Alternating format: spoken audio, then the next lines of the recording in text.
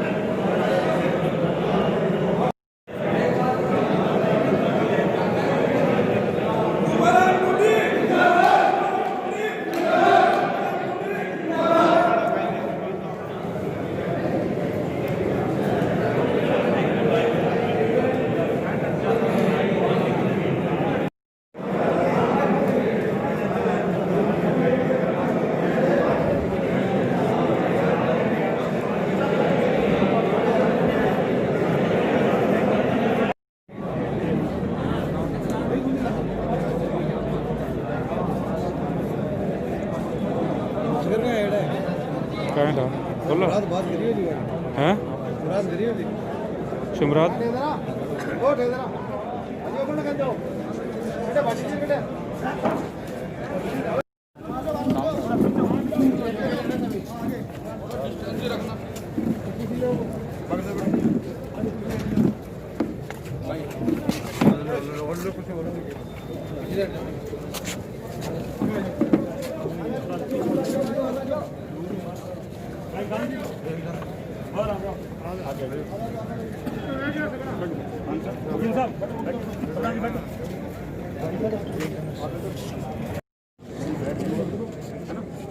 ये है ना लोन में बिठा आप बट आगे लोन में बैठ जाओ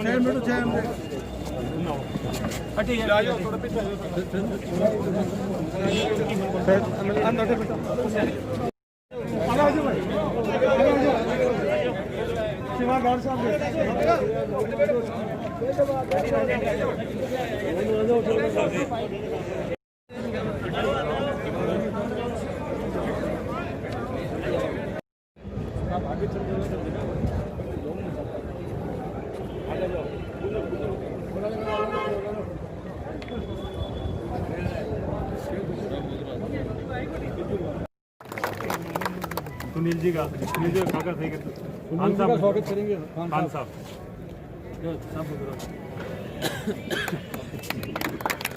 जाकी साहब अरे एक बताओ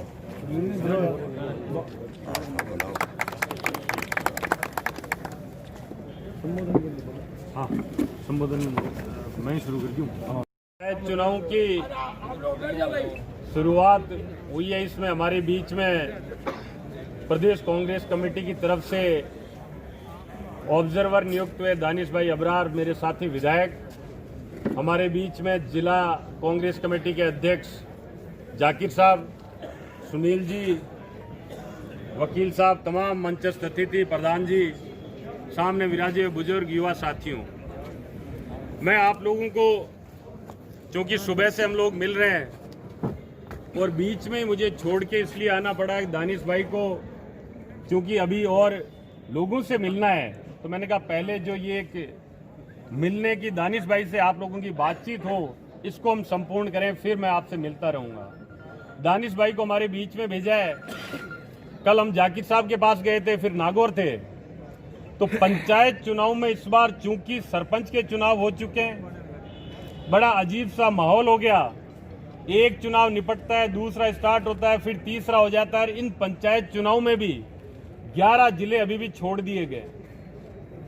मैं मुख्यमंत्री कार्यालय एक दिन गया तो वहां पे एक बड़े अधिकारी ने ये बोला कि चेतन भाई पता नहीं हो क्या रहा है कि हमें 2 साल तो हो गए चुनाव में उलझा रखा है, अभी भी ये चुनाव निपट नहीं रहे। मैं आप लोगों के बीच ये बात इसलिए बांट रहा हूं कि हमें और आपको ये समझना पड़ेगा कि चुनाव लगातार करवाने के पीछे जो ऊपर बैठे हैं उनकी मंशा क्या है। ये क्यों लगातार लोगों को चुनाव के ही चक्कर में डाले जा रहे हैं। कोरोना है, एक तरफ तो ये बोला जा रहा है दूर रहना, दूसरी तरफ लगातार चुनाव को तोड़ तोड़ के करवा रहे हैं। क्यों नहीं एक साथ ही सारे चुनाव करा दिए जाएं? लेकिन नीयत खराब है।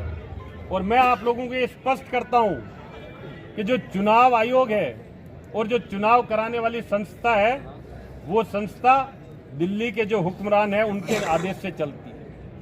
वो तय करते हैं कि किस ढंग से चुनाव कराने। तो ये जो इनकी मंशा है, इस पे हम लोग अगर कहीं से भी मार कर सकते हैं, कहीं से भी इनको ये समझा सकते हैं कि आपकी नीयत गलत है, तो उसकी धुरी पंचायत के चुनाव। यहां से शुरुआत होती है कि हम इनको ये समझा दें कि गांव में कांग्रेस उतनी ही मजबूत है जितनी आज से 50 साल पहले थी। और मैं कल भी ये बोल रहा था, क्योंकि ये तो मेरी विधानसभा का मसला है। मकराना मैंने ये बात रखी, नागौर मैंने ये बात रखी कि चुनाव में कैंडिडेट कौन होगा ये तय आप लोग करें। जो गांव से ढाणी से उठ के आखिरी व्यक्ति उठ के आता है, कांग्रेस के लिए दरी बिछाता है, समर्पित रहता है, समर्पण करता है, उस आदमी की भावना की कदर अगर हम लोग यहाँ कर सके तो मेरा ये मानना है कांग्रेस को कोई चुनाव नहीं हरा सकता।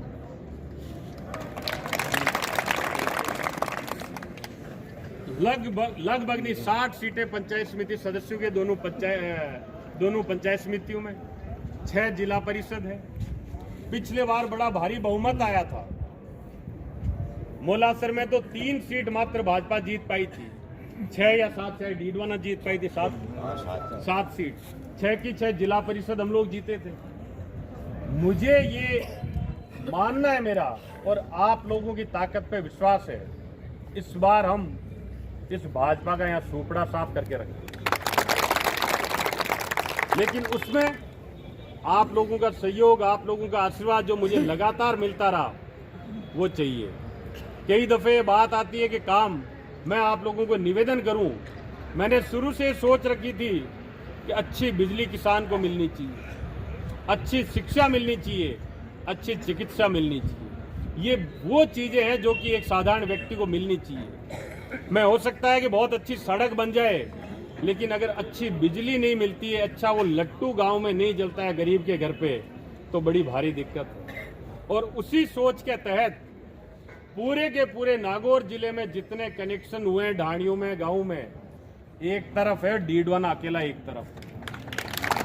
इसके यहाँ पे कोलिया से बैठे हुए सरपंच साहब बैठे, कोलिया में कभी आप चले जाओ, बड़ी सिंगरावट चले जाओ, मेरे गांव की तरफ चले जाओ, तारों की जाल बिछा हुआ है।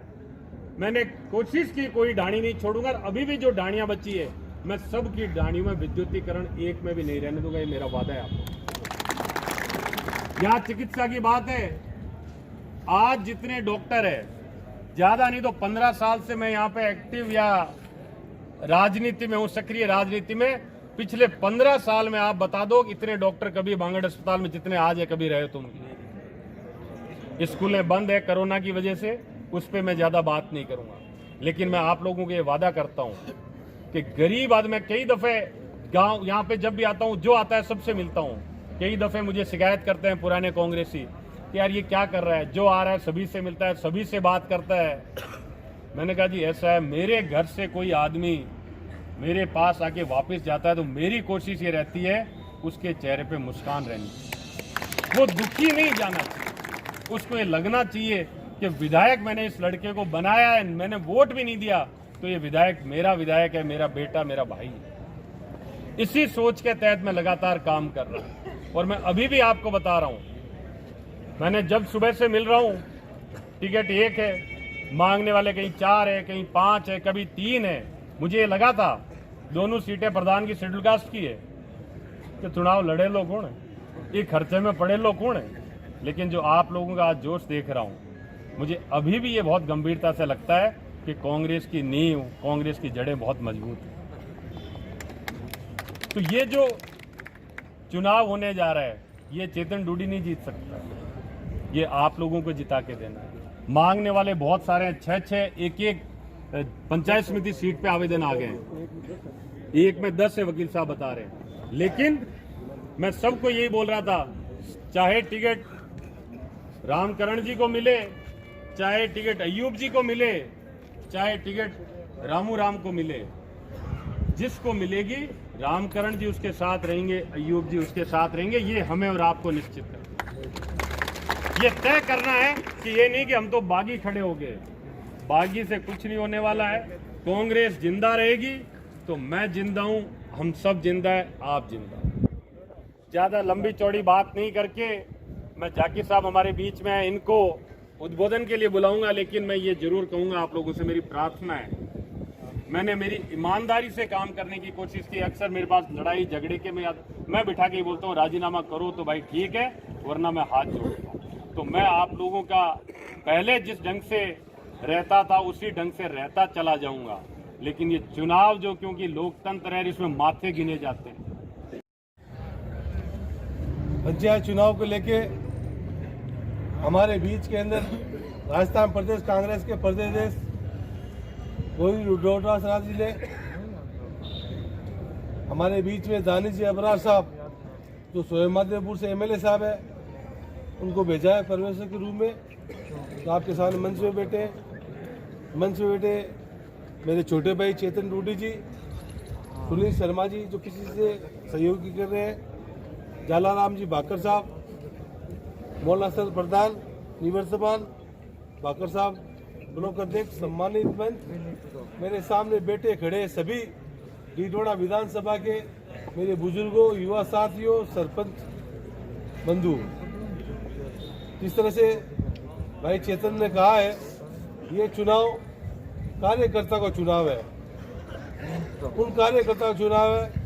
चेतन जी के एमएलए के अंदर भागदौड़ की, एमपी में भागदौड़ की, या अन्य दूसरे चुनाव पार्टी के जो धरने प्रदर्शन होते हैं, रैलियों में जाते हैं, उसमें बढ़ चढ़ के हिस्सा लेने वाला तो छोटा कार्यकर्ता जो जमीन पे दरी में बैठ के कार्यकर्ता रूम में काम करता, उन लोगों का चुनाव है। तो ज़्यादा बात नहीं किए कि चेतन जी ने जो कहा है कि उसी को मौका दिया जाएगा जो पार्टी के लिए बढ़ चढ़ के हिस्सा लेते हैं। और कांग्रेस की सरकार है, चेतन जी आपके लिए 24 घंटे दिन रात मेहनत करते हैं। मैं भी देखता हूँ जयपुर में, डीडवाड़ा में, इनकी आवाज़ में खूब भीड़ रहती है। लोगों के काम जिस तरह से स्वर्गीय रूपाराम जी डूडी काम किया करते थे, उसी मार्गदर्शन में चेतन जी डूडी आपके क्षेत्र के काम, चाहे पानी, बिजली, चिकित्सा, कोई भी विभाग का काम हो, आप 24 घंटे लोगों के बीच में रहते हैं। और पिछले बीजेपी राज के अंदर जब इतना भारी बहुमत आपने डीडवाड़ा के दोनों प्रधान बनाए, 6 जिला परिषद के सदस्य जिताए, अब तो कांग्रेस का राज है और खूब विकास हो रहा है। हम आप लोगों से ये आशा करते हैं कि आप एकता करके, आप सब मिलके कांग्रेस का वोट बनाएंगे, प्रधान बनाएंगे। जिला परिषद के 24 सीट जीताएंगे, जिला प्रमुख कांग्रेस का बनेगा। और ये भी पता है जिस तरह से डीडवाड़ा में उत्साह मिल रहा है कार्यकर्ताओं का, आवेदन जो एक सीट पे 10-10, 15-15 आ रहे हैं, टिकट मात्र एक होता है। तो सबको एक राय मशवरे से बैलेंस करके आप लोगों को ये निर्णय लेना है और सबकी राय मशवरे से टिकट दिया जाएगा। और हमारे बीच के अंदर दानिश अबरार साहब और सुनील शर्मा जी आए हैं, ये आपको सारे मार्गदर्शन देंगे और आप सब लोग पधारे। बहुत बहुत धन्यवाद मेरा और सभी का स्वागत किया। बहुत बहुत धन्यवाद। जिला अध्यक्ष जाकिर साहब, आपके डीडवाड़ा से लाडले चहीते यहाँ से विधायक और मेरे भाई चेतन डूडी जी, मेरे साथ आए सुनील जी, और यहाँ डीडवाड़ा में मैं देख रहा हूँ बड़े बड़े बुजुर्ग पंच पटेल और युवा साथी। सबसे पहले तो ये मैं कहना चाहूँगा कि मैं अपनी ज़िंदगी में पहली बार डीडवाड़ा आया हूँ और पहली बार डीडवाड़ा आने के मौके पर जिस तरह का यहाँ आप सबसे मेल मुलाकात हो रही है और ये जो जोश और जज्बा में देख रहा हूँ, तो ये मैं समझता हूँ कि ऐसे ही प्यार मोहब्बत और जोश जज्बा देखने के लिए तो बहुत पहले डीडवाड़ा आ जाना चाहिए।